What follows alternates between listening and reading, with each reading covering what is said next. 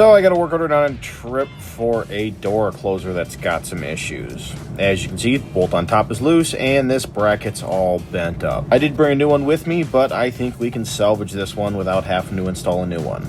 Get the piece removed, head outside to our anvil, and figure out how we're going to bend this back straight. We're going to need a little bit more underneath there in order to bend it back flat, and then we're going to head back inside and reinstall it. We'll head back inside, reinstall it, and it works like it's supposed to. 3 new wood screws was all that was used, as opposed to a whole new closer.